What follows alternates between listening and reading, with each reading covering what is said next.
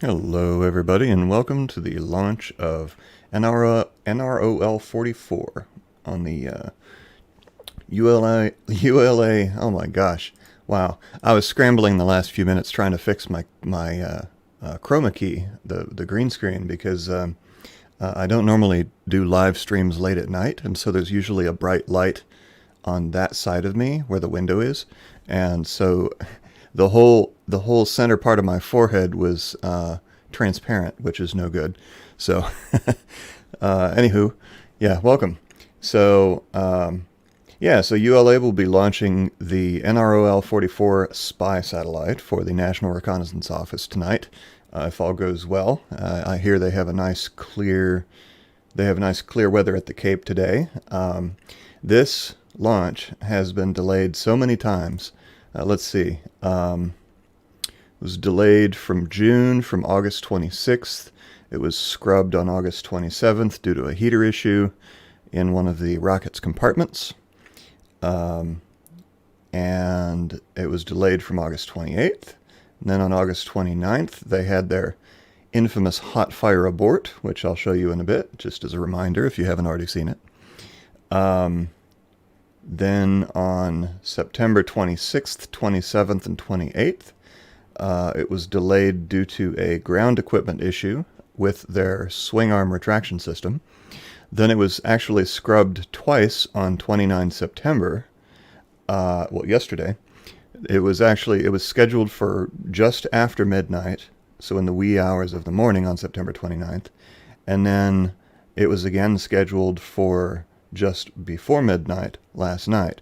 So the launch has been just sort of flirting with midnight. So now we're looking at that's Eastern time, the time zone of the launch site. So now we're looking at an 11:54 launch this evening. That's 3:54 GMT. And all lights are go according to ULA. The last, let's see. Oh, they posted a whole bunch of information on their live blog thing. So the rocket is fueled.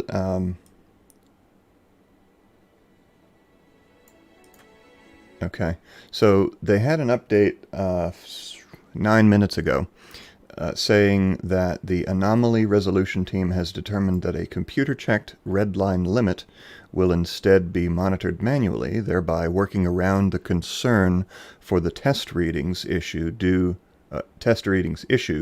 trip up the terminal countdown. So looks like they're taking manual control of one of the monitoring processes in order to ensure that the launch is hopefully not interrupted. They still have lots of automated shutdown systems in place, but that particular activity will be done manually. All right. So all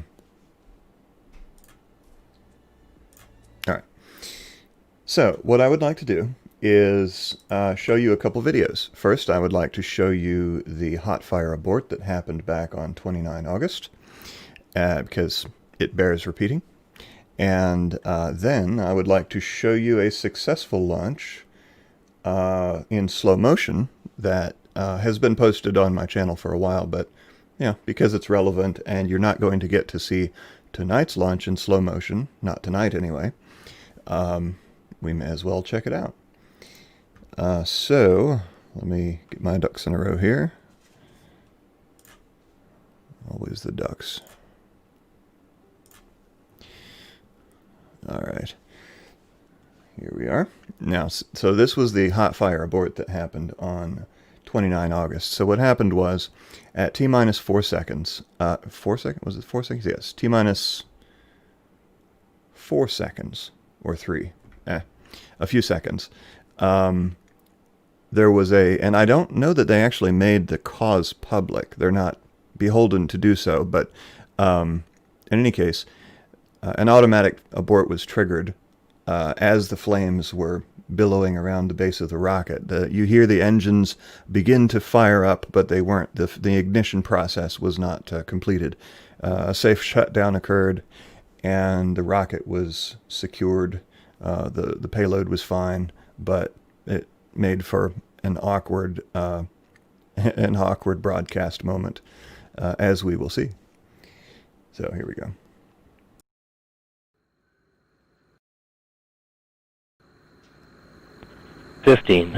Roll for ignition. Fix that audio for you.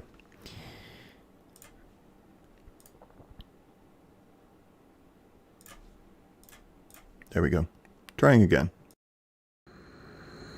10, 9, 8, 7, 6, 5, 4, 3, 2, and liftoff.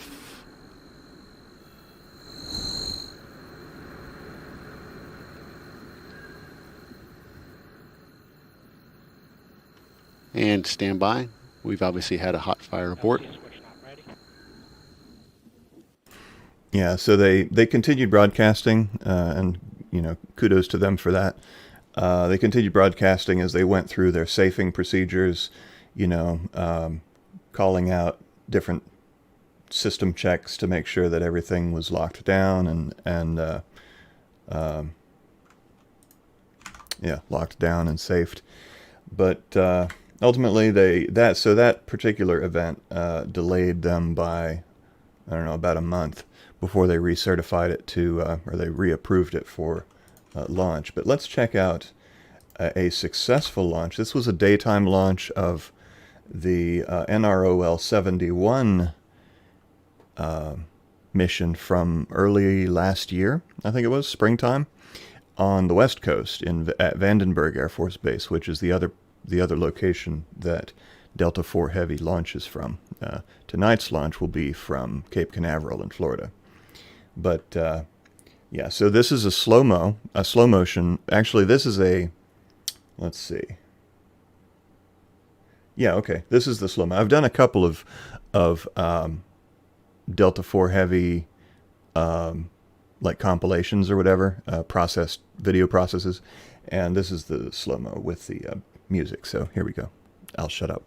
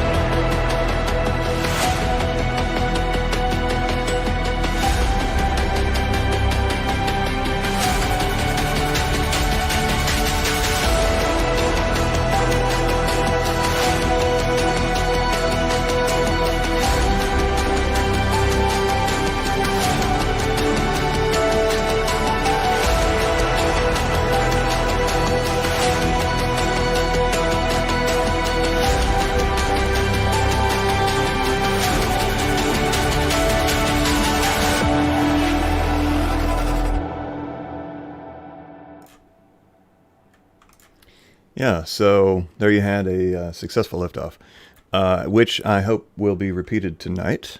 And so the fireball. Oh man, let me make sure my mic is on. Yeah. So the fireball. That's the thing that usually gets people's attention about these Delta IV Heavy launches.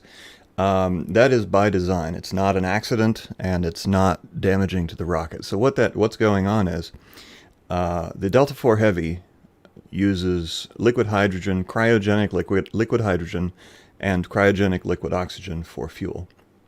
It burns very cleanly. The products of that reaction are primarily water vapor, but the way the Delta IV Heavy is designed, the hydrogen begins flowing to the engines before the oxygen and before ignition. So there is an excess of hydrogen gas around the base of the rocket. And at ignition, the hydrogen ignites. Well, first of all, hydrogen is the lightest gas that exists. It's the first element, so it's lighter than everything else. And, hydrogen, one proton, one neutron, one electron. So the hydrogen gas rises up the side of the rocket, and at ignition, that gas is combusted, and it burns up the side of the rocket. Now, the orange material you see on the side of the rocket is the same sort of material that was on the outside of the external fuel tank of the space shuttle. And in the case, it's insulating, and in the case of Delta IV Heavy, it's designed to absorb that the heat from those flames. It doesn't damage the rocket, and it's not a problem. But it does make for a very dramatic launch. Transcode is asking, hey, Raw Space, watching from Chile. When is the launch? Is it now in 43 minutes? Yes, it's in just a little under 43 minutes. About 42 minutes.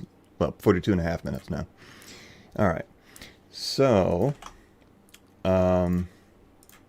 let's see if we have any more questions. If you do have a question, please make sure to tag my name in the chat. Just say Raw Space or at Raw Space. That way I'm sure to see it. I see people betting on the chance of on the odds of a launch tonight. I'd say the odds are very good because, let's check out the weather, shall we? What is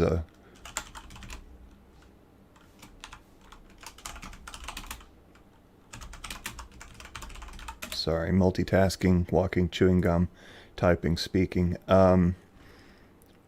Weather in Cape Canaveral, currently overcast skies, 3 meter per second wind, which is not significant. Temperature's fine, no precipitation. It's the precipitation and the upper level winds that are the main concerns during a launch. Ground winds, yeah, sure, but usually it's the upper level winds that are the problem. So apparently at the shuttle landing facility, which is 4 or 5 miles from the launch pad at Cape Canaveral, the wind speed is 1 meter per second less, and the temperature is 1 degree less Celsius, but still no precipitation. Jeff Kofer says he's in Cocoa Beach tonight, hoping for a night launch of Starlink, which was delayed because of this launch. Took precedence as a national security launch. This has priority over all other considerations, and SpaceX got bumped. So the SpaceX Starlink launch will be actually tonight's launch of SpaceX was going to be the GPS-3 satellite, not Starlink. Starlink will be launching tomorrow morning, and the GPS satellite will be launching Friday evening. You can check out the Raw Space calendar for those dates and times. I try to keep it updated as much as possible. And by the way, I wish I was in Cocoa Beach. One of these days, I will catch an actual rocket launch in person. I've never actually seen one launch myself, despite having had an interest in space for my whole life. Brady C is asking, when will SN8 fly, referring to SpaceX Starship SN8 prototype. Not sure. Probably the best source for up-to-date information on the status of Starlink is the Lab Padre channel, which I will also link in the chat. We have commands for everything because they have eyes on the site 24 hours a day, 7 days a week. They have, live streams, multiple concurrent live streams on the Lab Padre channel showing both the SpaceX shipyard, like with the rocket shipyard and the launch pad, and they have a lot of experts there, and are great aggregators of whatever information is gleanable by the general public about the status of Starship. SpaceX, because Starship is under development, SpaceX doesn't usually publicly announce very much information about it, other than, the Starhopper hop last year was the last time they live streamed a hop. Ever since then, all the Starship SN whatevers, they don't. They film them and then they post it later on like Twitter or whatever, but they don't live stream them. I don't know why. They know people want to see it, but hey, Friday, welcome. There's a Lab Padre Nerdle right now. Yeah. So I guess, I don't know, SpaceX, I guess they decided they,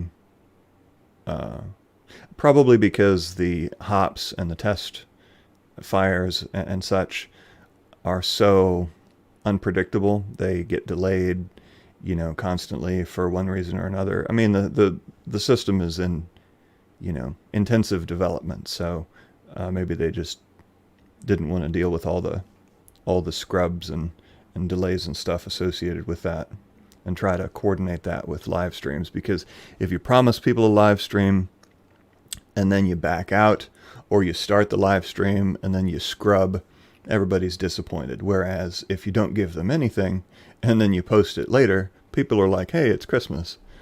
So, yeah. Wendy Culkin also in Cocoa Beach, reporting some clouds in the area. Can't even see the almost full moon.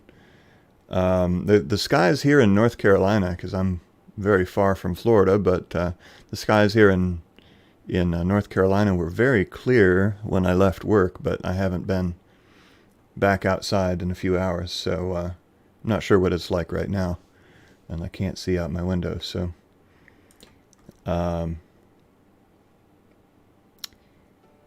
uh-oh, we got some heckling going on. Whose fault is it that they scrubbed oracles? Flammable? Okay. So, it's 11:18 local time currently. We're expecting the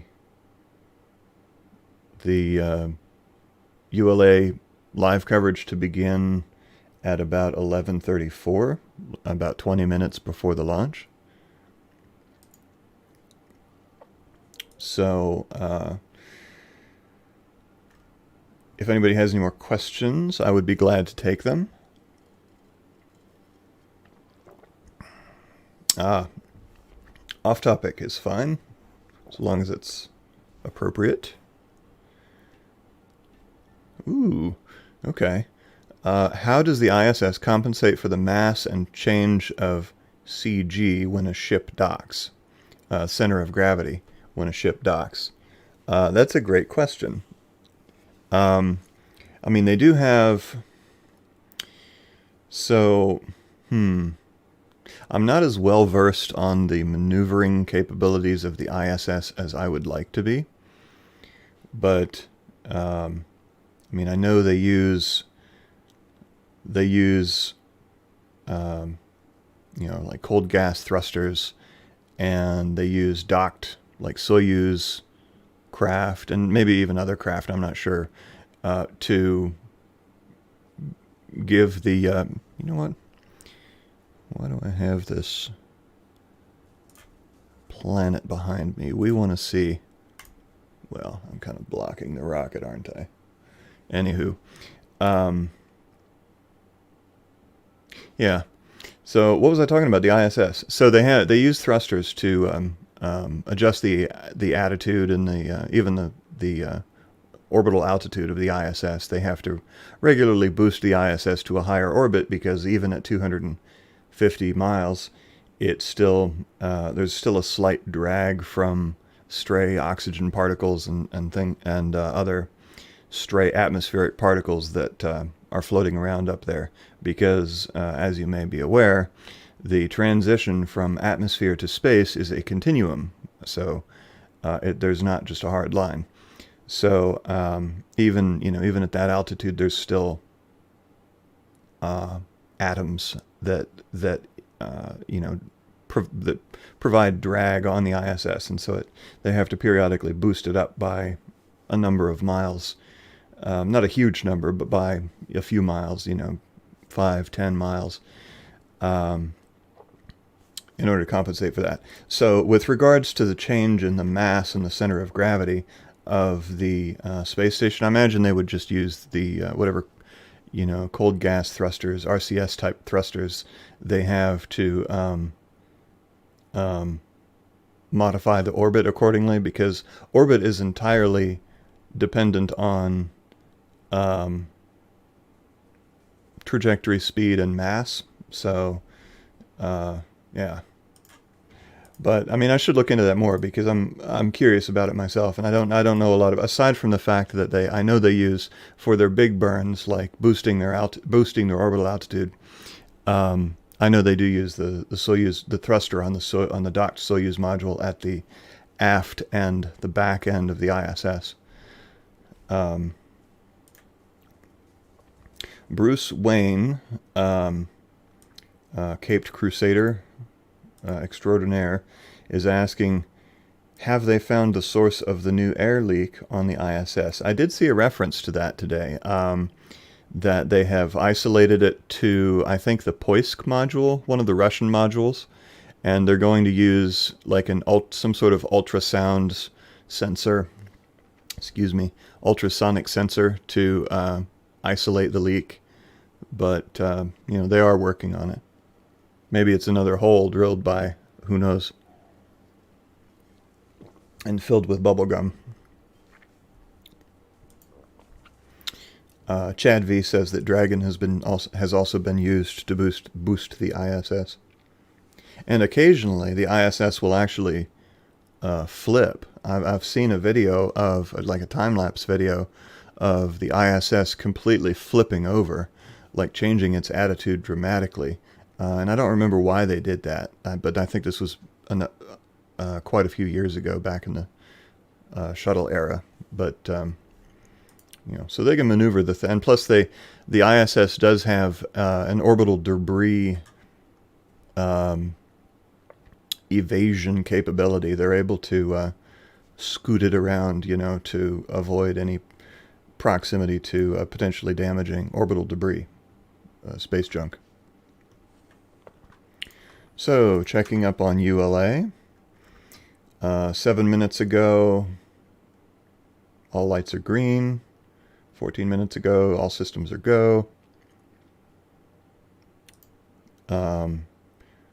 So 14 minutes ago, they said, we will be taking the countdown clock to T-4 minutes before holding there for a pre-planned 15-minute built-in hold. And that's normal for ULA.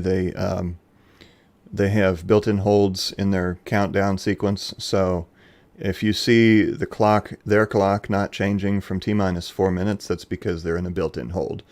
And after 15 minutes of hold, they will hopefully release the hold and then resume the final 4 minutes of countdown.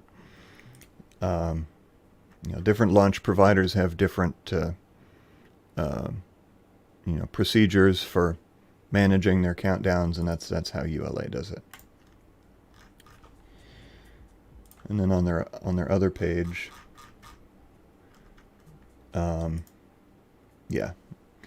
stand by for final weather briefing. That's what they say.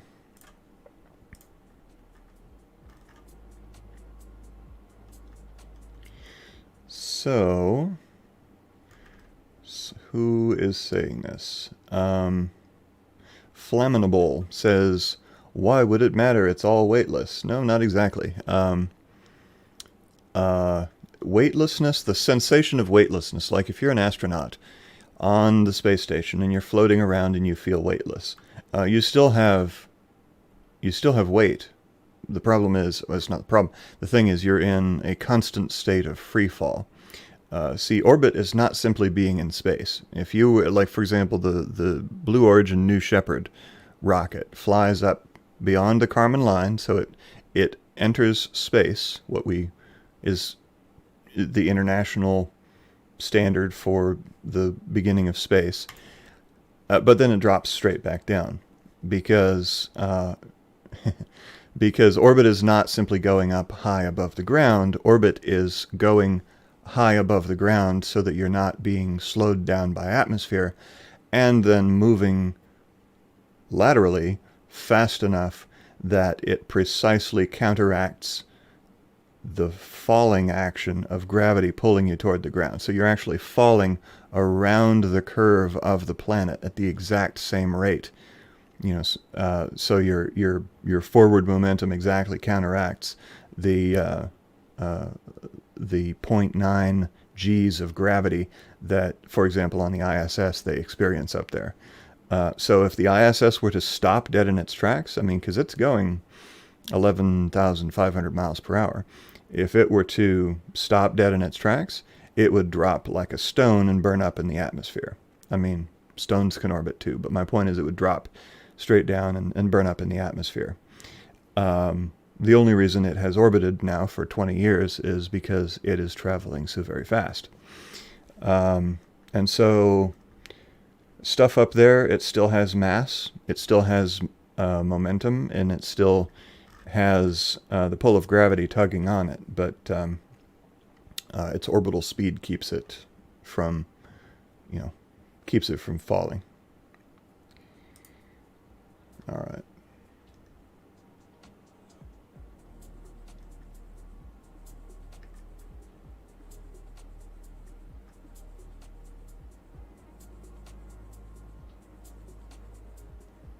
Tig Greyhoff, it is raining ashes. Are you in California? I forget.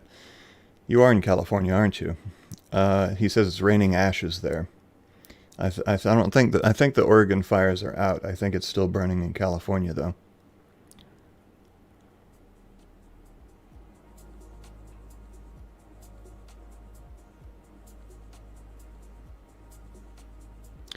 David Reusser, I presume that's how you pronounce it, at Titusville Parish Park. Going to be a great view here. Can see the launch pad lights. That's cool.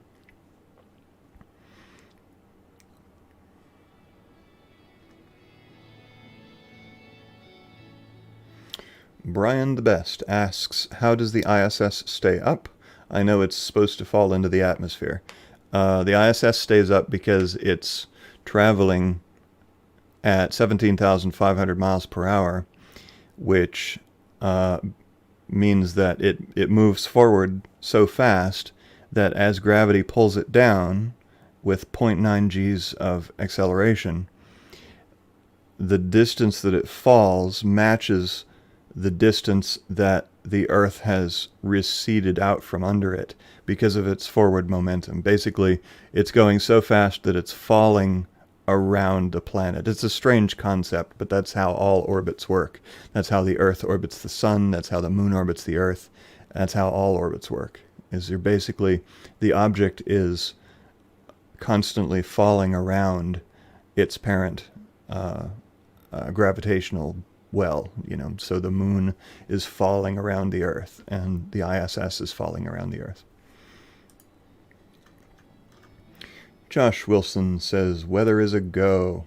Oh, big bold letters on the ULA site. Weather's a go. Space Force Launch Weather Officer Will Ulrich von Liechtenstein reports the current, if anybody catches that reference, reports the current and forecast conditions are acceptable for liftoff. There's a slight chance of ground winds gusting above the limit during tonight's launch window. So they will obviously be keeping an eye on that.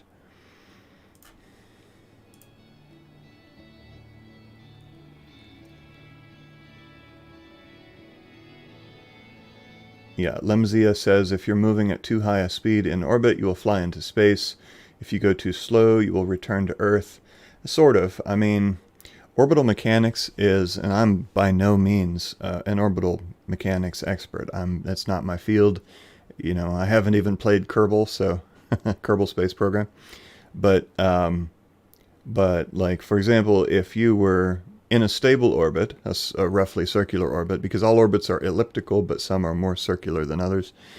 If you were to increase your speed, then you would just elongate your orbit. It would still be an elliptical orbit, but you would be elongating your orbit until you reach escape velocity, at which point you are able to escape the pull of the Earth, for example, and you would continue off into space.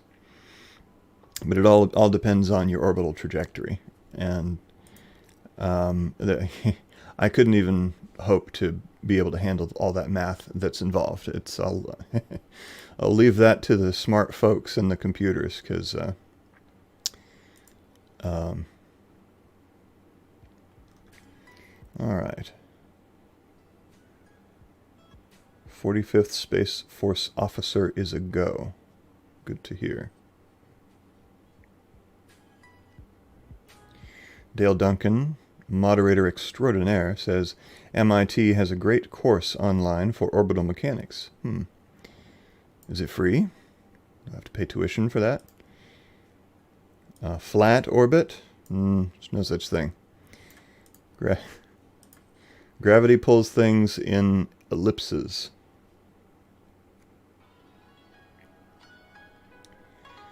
Appable says his orbital mechanics professor didn't even know about Kerbal Space Program.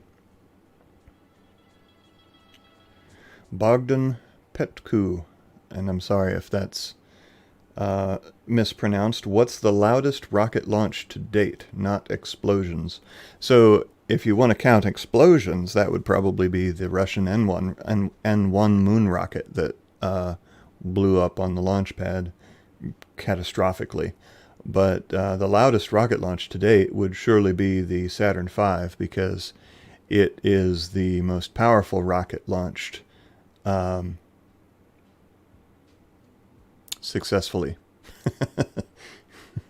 Yeah, I have a grid of the comparative thrust at liftoff of a bunch of different, like, super heavy rockets, and you know, the space shuttle with the 3 main engines and the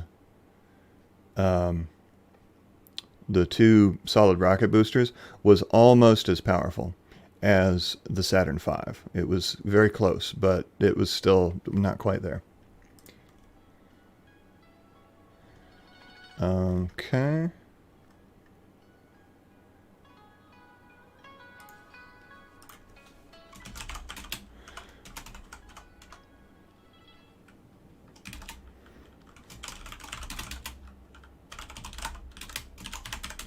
Typing.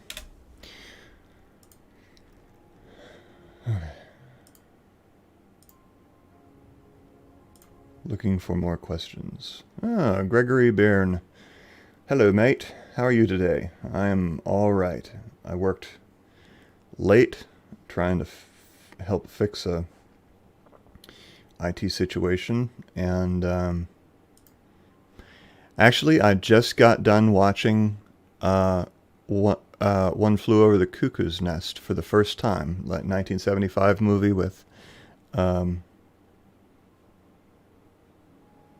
for Pete's sake. You know what? I could summon people's names all day. Jack Nicholson, thank you. to my memory. Yeah, I'd never seen it before. I mean, it's a very famous movie, very significant movie, but I just had never seen it before. And I had no idea how it ended, and I'm not going to give you any clues, but I had no idea. I just, I knew, like, almost nothing about it. But yeah, really impressive film. If you haven't seen One Flew Over the Cuckoo's Nest, it's on Netflix. You can check it out. And then after that, you should watch Ratched, Ratched. It's a series about one of the characters in One Flew Over the Cuckoo's Nest, which I never even knew because I'd never seen it. All right.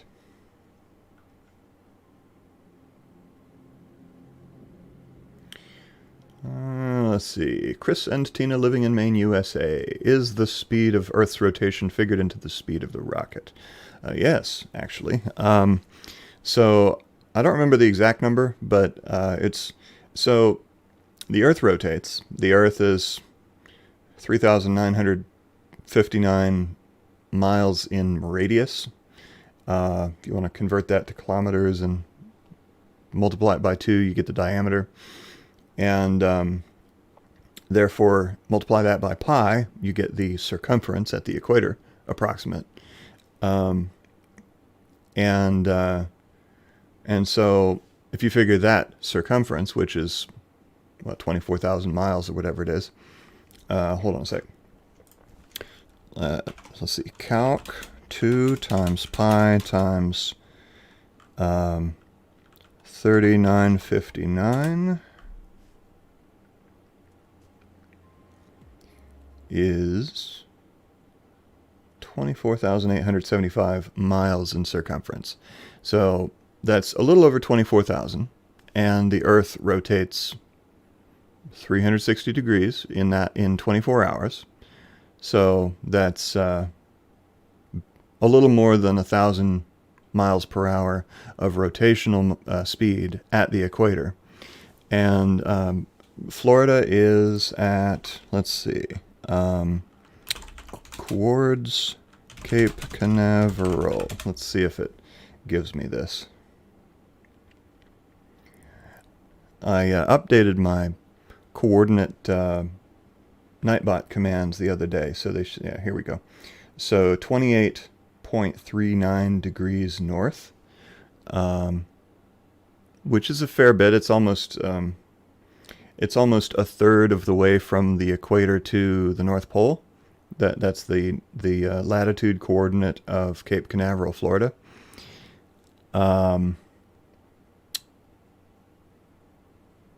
And yeah, so at that latitude, they pick up, I think it's about 960 miles per hour. So about 95-ish% of Earth's rotational speed as Earth rotates to the east. So yes, the speed of the Earth's rotation is definitely figured into the launching of rockets. That's why most launch sites are located as far south as possible. So, for example,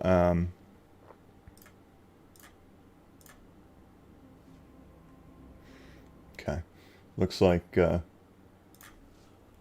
may be going live soon. So I will prepare to switch over once. Here we go.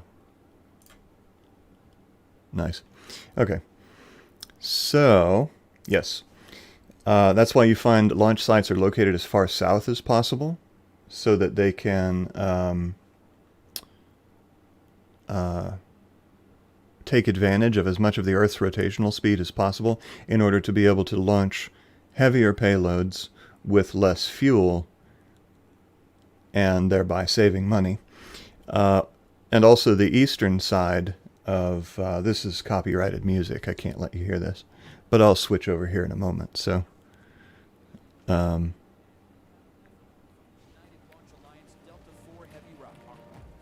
we go. All right, so here we go. Welcome to the show, and let's go. At Space Launch Complex 37, a Delta IV Heavy rocket is fueled and ready to launch the NROL-44 mission for the National Reconnaissance Office. Good evening, and welcome to Cape Canaveral Air Force Station in Florida. I'm Dylan Rice, a systems engineer, launch conductor, and your host for this evening's broadcast. Liftoff is set for 11:54 p.m. Eastern Time. The team is not working any issues at this time, and we are standing by at T-minus 4 minutes and holding.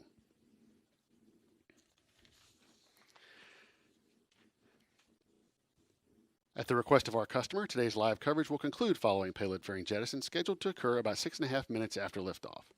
In addition to watching our webcast, you can follow live mission progress at ulalaunch.com. Will Ulrich, the 45th Space Wing's launch weather officer, recently briefed the team on weather conditions here at Cape Canaveral. The probability of validating launch constraints is 10%, the ground winds are 12 to 17 knots out of the north-northeast, and the temperature is 74 degrees Fahrenheit. So the weather is within launch commit criteria and looks favorable for our planned T0 at 11:54 p.m. Eastern. Today's flight will take an easterly heading away from our launch pad here at Cape Canaveral. Let's take a look at what else we can expect to see. And liftoff of the United Launch Alliance Delta IV Heavy rocket. At T-minus 14 seconds, the ROFIs, which look like sparklers, ignite to burn off excess hydrogen injected into the flame duct. ROFI ignition is followed by ignition of the starboard Delta IV RS-68A engine at T-minus 7 seconds. 2 seconds later, the center and port RS-68A engines ignite, generating more than 2.1 million pounds of total thrust to lift the rocket off the pad. This staggered engine start mitigates the fireball created by the hydrogen-burning Delta IV Heavy. Shortly after liftoff, Delta IV begins a pitchover to attain the proper flight path, while minimizing the pressure the vehicle experiences during flight. The Delta IV reaches Mach 1, the speed of sound, at 1 minute 18 seconds. 2 seconds later, the rocket experiences maximum dynamic pressure as it travels through Earth's atmosphere. At 3 minutes 56 seconds, the port and starboard booster engines shut down. 2 seconds later, the port and starboard booster power to maximize performance. Approaching main engine cutoff, Delta IV is traveling at more than 24,753 kilometers, or 15,381 miles per hour, is located at 111 kilometers, or 69 miles in altitude, and is 586 kilometers, or 364 miles downrange. At 5 minutes 36 seconds, propellant levels deplete and the booster engine shuts down. 7 seconds later, the Delta IV separation system activates to release the first stage. The vehicle now weighs a little more than 5% of what it did at liftoff. At 5 minutes 56 seconds, the Delta cryogenic second stage main engine burn begins. During ascent, NROL-44 is protected inside a 5-meter diameter tri-sector payload fairing. At approximately 6 minutes 38 seconds, the payload fairing is jettisoned. Delta IV continues its national security mission following payload fairing jettison.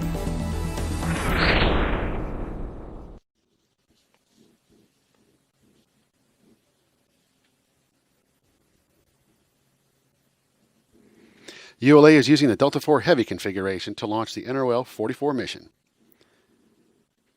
This is the 12th Delta IV Heavy launch and ULA's 141st mission.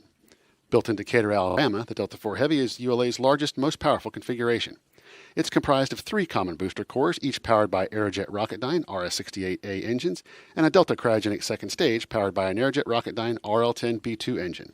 It's equipped with a 5-meter diameter payload fairing.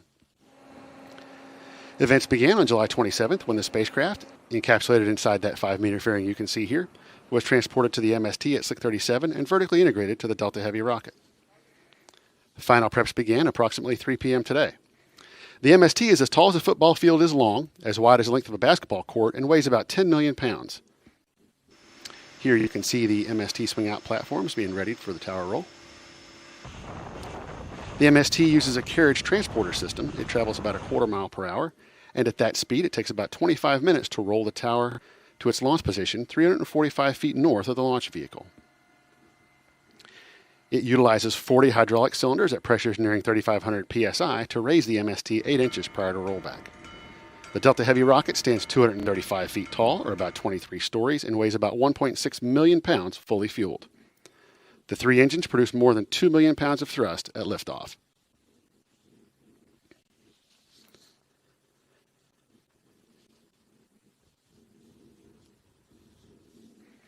Today's launch is for the National Reconnaissance Office, or NRO. This is ULA's 29th launch for the NRO and the 8th use of the Delta IV Heavy for the NRO. The NRO is a joint organization engaged in the research and development, acquisition, launch, and operation of innovative overhead reconnaissance systems necessary to meet the needs of the intelligence community and the Department of Defense. The NRO is recognized for its transformational intelligence collection systems that are used to develop highly accurate military targeting data, support international peacekeeping and humanitarian relief operations, and to assess the impact of natural disasters.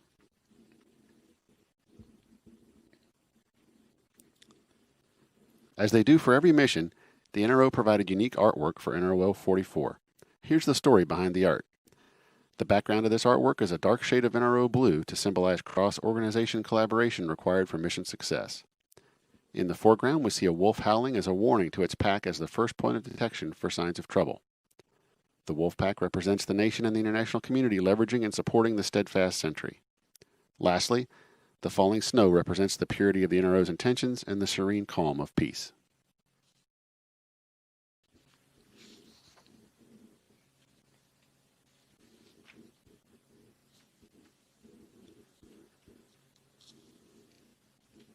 A few moments ago, Mission Director Colonel Chad Davis remembered our friends and colleagues Chuck Mitchell and Winnie Pang. Let's listen in. NROL-44 launch is dedicated to the memory of Chuck Mitchell and Winnie Pang. Chuck and Winnie have dedicated countless hours of technical expertise, ensuring the incredible success of a multitude of launches. Their warm smiles, team spirit, and phenomenal leadership have rippled across the aerospace and launch communities. To our fellow patriots, rest in peace.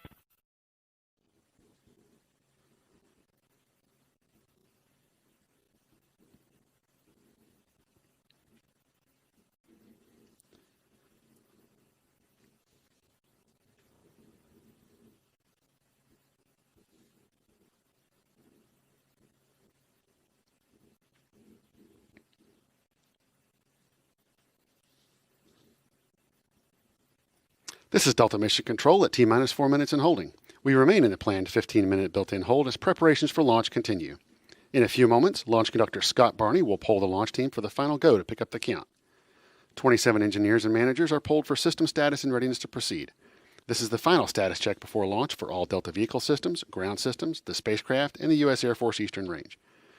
The vehicle system readiness poll includes electrical systems, hydraulics, pneumatics, propulsion systems, flight control, and propellants. Let's listen in as Scott Barney performs the final polling of the launch team.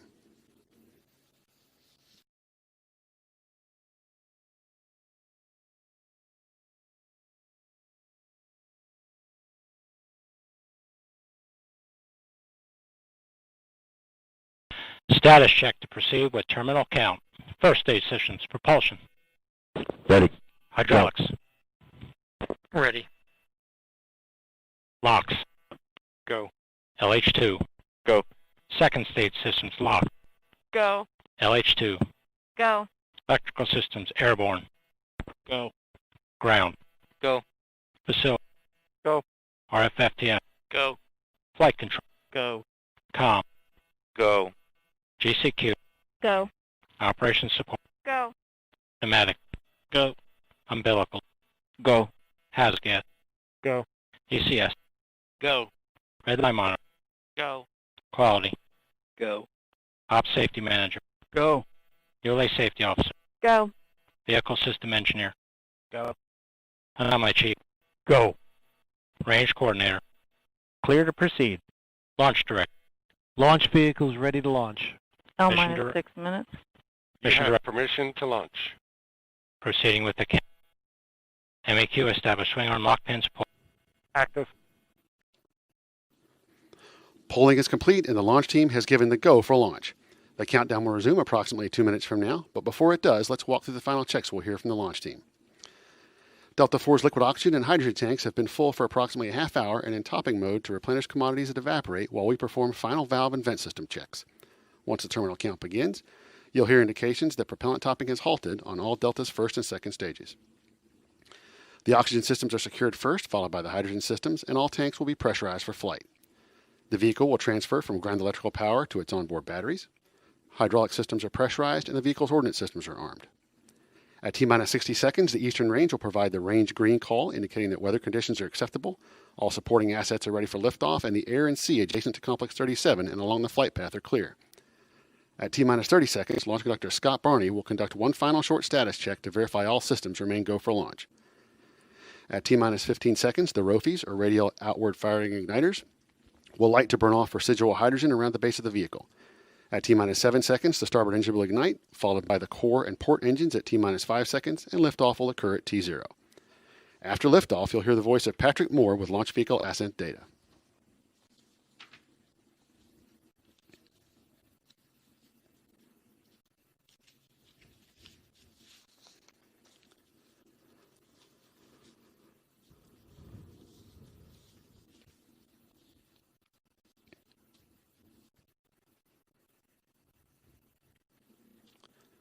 This is Delta Mission Control at T-minus 4 minutes on holding. We anticipate releasing the hold in just a few moments.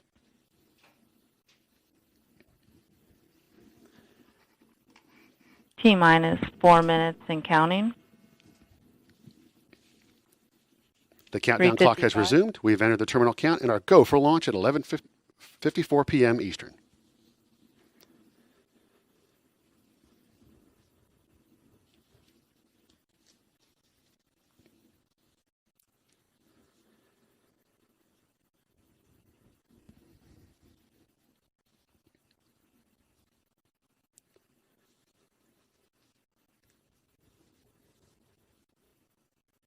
T-minus 3 minutes, 25 seconds. Second stage lock, secure at flight level.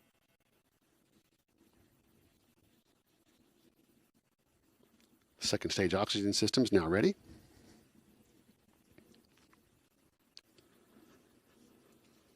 T-minus 3 minutes, 7 seconds.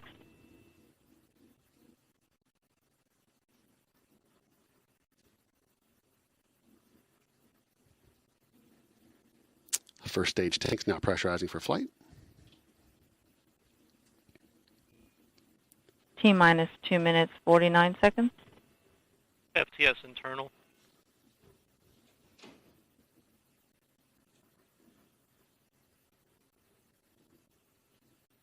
CPC locks at flight pressure and flight level. First stage oxygen system is now configured for flight.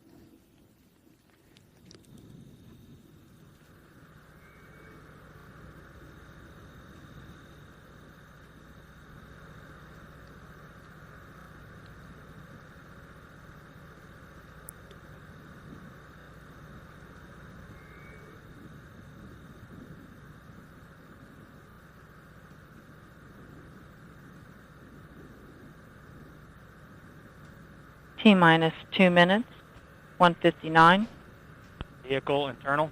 Hydraulic pressure at 4,000. 155. Delta Launch 4 now on sequence internal start. power.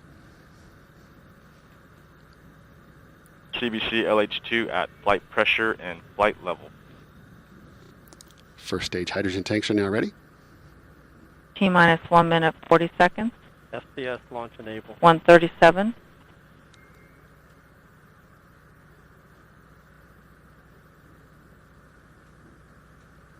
SPS armed.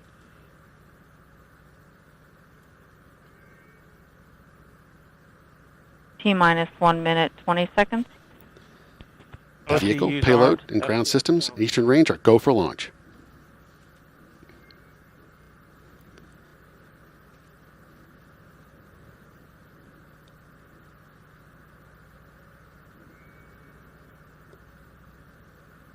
T-minus 1 minute. T-minus 1 minute. Rock, report range status. Range green. Eastern Range reporting ready. 50 seconds.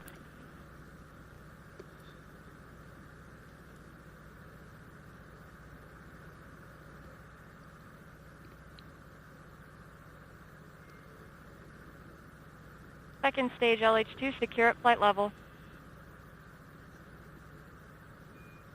30 seconds. Status check. Go Delta. Go NROL-44.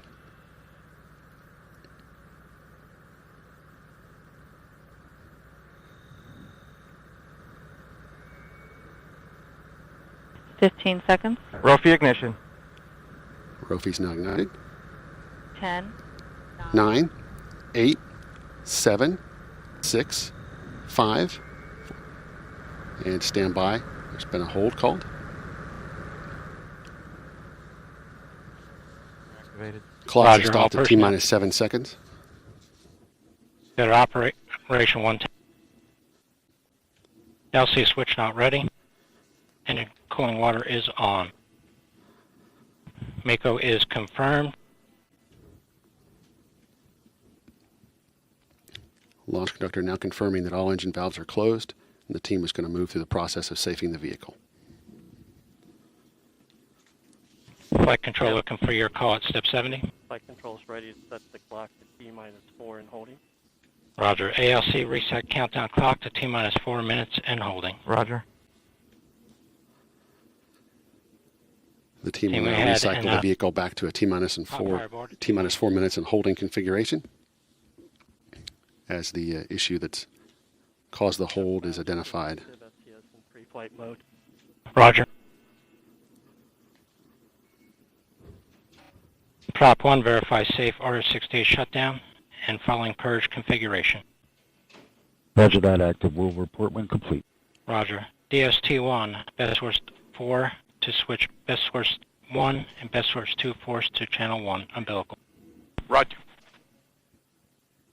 MEQ swing arm lock pins install. Roger, complete.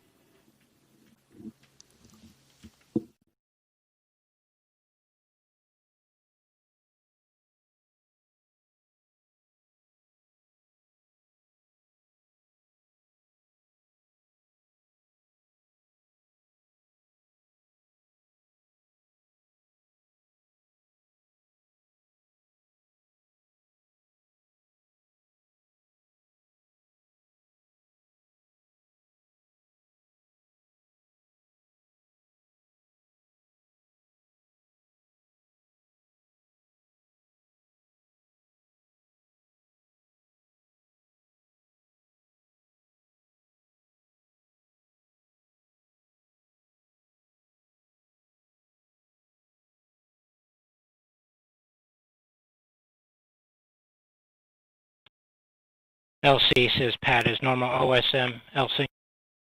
OSM, How do you verify pad is normal?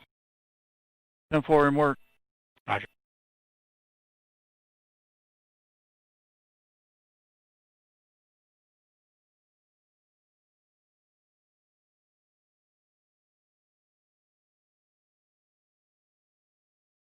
LC OSM, pad is normal. Roger. ALC, established engine cooling water off. Water off. Note of personnel, report system status. Fuel 1, C1 nominal. fuel 2, Fuel 2 nominal. LOX 1, Blocks 1 nominal. LOX 2, Blocks 2 nominal. and Prop 1. Prop 1 is nominal.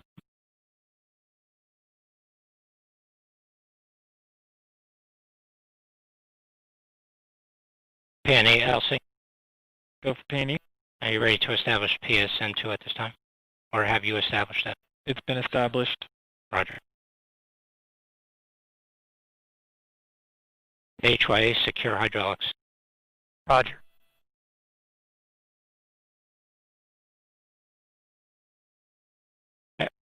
Stand by, HYA.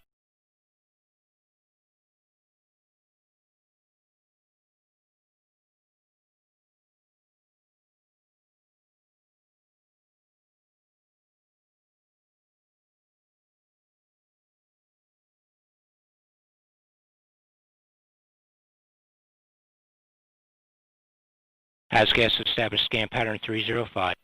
Roger. GE establish arm igniters reset. Reset. PNE verify nose cone purge on and set heater to 164 degrees. Verified.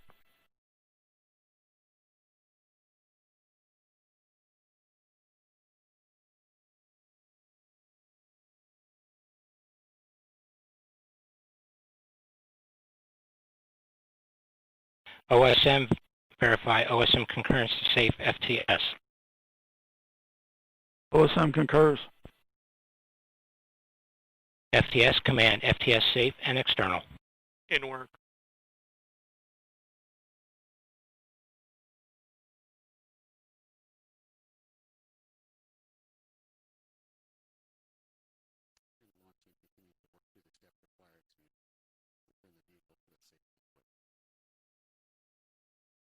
LD, LC channel 1.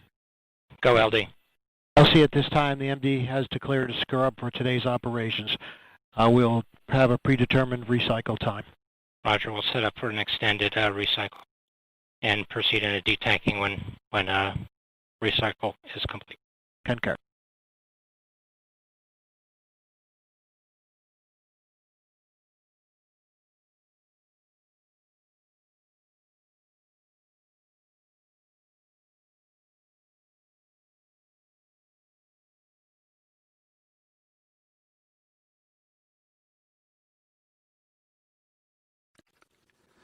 This is Delta Mission Control. It has been confirmed that we will not continue with Delta IV Heavy NROL-44 launch activities today. For the most up-to-date information, please visit ulalaunch.com, follow us at ULA Launch, or call 1-877-ULA-4321. This concludes today's broadcast. I'm Dylan Rice. Thank you for joining us. Yep, so scrub for today, yet again. ULA, this launch is like plagued. I swear, it's cursed. We don't know what the cause was, but there was an automatic abort triggered a few seconds before launch, before the engines ignited. No fireball this time, just some sparkles and some jazz hands from the rocket. But so what they'll do now is they'll safe the rocket. They'll go through their procedures to make everything is locked, make sure everything is locked down, buttoned up, and that disarmed and everything. They'll defuel the rocket. They'll investigate the problem, and they'll have to try again another day. It may be.